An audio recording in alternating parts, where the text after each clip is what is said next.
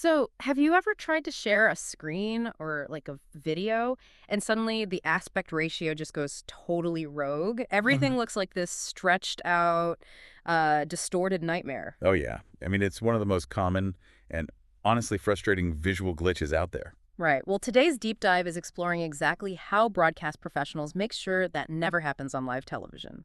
We are pulling from a stack of technical specs and vendor notes to look at one specific piece of gear, which is the AJA ROI-DP DisplayPort to SDI Mini Converter from HDTV Supply. And, when we look at these specs, the word mini is doing a lot of heavy lifting here. I mean, it only weighs about a pound and a half, but it is solving massive technical hurdles in the broadcast world. Yeah, a pound and a half, but with a serious price tag to match. This little box costs $1,295. So let's unpack this. What makes a single video converter worth that kind of money? Well, to justify that price, we really have to look right at the name of the device itself, ROI. And in this context, that stands for Region of Interest Scaling. Okay, so looking at the software guide, it says you use their free mini config program, which works on Mac or PC, right? Right, yeah, And you basically just draw a box around a very specific portion of your DisplayPort image. correct. You isolate just the part of the screen you want, and the hardware scales that exact region and then converts it into an SDI signal. An SDI, just for those unfamiliar, that's the heavy-duty, uncompressed video standard used in professional studios. Exactly. It's the industry standard for a reason. So it's basically like using a digital cookie cutter to crop a photo on your phone. But here's where I get hung up. Cropping is easy, right? Hmm. But doing it live and outputting it to a massive studio monitor without it looking like, pixelated garbage, that seems completely different. It is. That is precisely the challenge. And what's fascinating here is the sheer computing power required for the pixel interpolation. Wait, pixel interpolation? Yeah, so when you zoom in on a small region of a screen, Hmm. you don't actually have enough original pixels to fill a high-definition broadcast feed. So the box has to basically invent new pixels on the fly to fill in the gaps. Yes, exactly. It is mathematically calculating and generating new visual data in real time to keep the image sharp. And it's doing custom frame rate conversions at the exact same time. Oh, wow. Yeah, doing all of that without dropping a single frame is really what you were paying for here. But, okay, you've just created this perfectly scaled image, right? And if you send it to the broadcast mixer even a microsecond too late, the whole screen tears. So live cropping isn't the whole story. Not at all, no. Yeah. A broadcast studio is an incredibly unforgiving environment. And that is exactly why this device features a Genlock reference input. Let's break that down a bit. How does Genlock actually prevent that screen tearing? Well, think of Genlock like a metronome for an entire orchestra.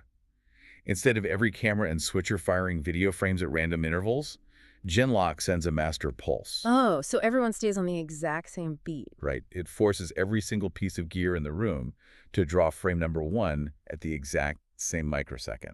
So it forces the newly cropped feed into perfect lockstep with the rest of the studio. That makes sense. I also noticed the specs mention a DisplayPort loop-through. Yes, the loop-through is a lifesaver. So that means you can keep a local monitor running on your desk while the box extracts the SDI feed, right?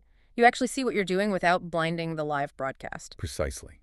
It allows for local monitoring while all that heavy pixel computing happens internally. Now, here is where I get genuinely confused, though. I'm looking at the audio inputs.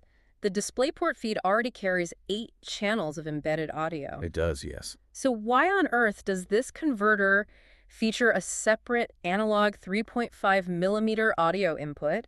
Isn't that completely redundant? Well, it seems like it, until you consider professional flexibility. Let's say you're isolating a video feed of a silent presentation, Okay.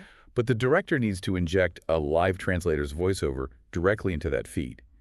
That 3.5 millimeter jack gives pros the ability to embed entirely separate 2-channel analog audio straight into the newly created SDI feed. Oh, I see. So it just completely bypasses the computer entirely. Exactly. So it kind of gives you the flexibility of a mini mixing station right inside the converter. It does. And, looking at the source materials, it's clear that deploying this kind of highly specialized gear requires serious technical know-how. Yeah. It just doesn't happen in a vacuum. Which is an interesting point because Looking at the source notes, the reviews for the vendor, HDTV Supply, they don't just focus on the tech Right, specs. the support aspect is huge. Yeah, customers with decades of experience are specifically shouting out the tech support staff, like Rachel and Mike, for their guidance. It really proves a larger point about the broadcast industry. Which is why. Well, that the hardware is so specialized that the expert support is actually factored into the overall value of the gear itself. Absolutely. Because when you are dealing with live television, you are buying the assurance that the hardware will actually integrate into a complicated setup. There is just no margin for error. Exactly. So what does this all mean for you? The next time you watch a flawless live broadcast, you know there is a mountain of invisible hardware working quietly behind the scenes. A very expensive mountain. True. But here is something to mull over. As artificial intelligence gets better at dynamically tracking and cropping faces automatically, how much longer will we even need human operators setting up these manual regions of interest? That is a great question. Right. Like, will the studio hardware of tomorrow just do all that digital cookie cutting for us? Something to think about.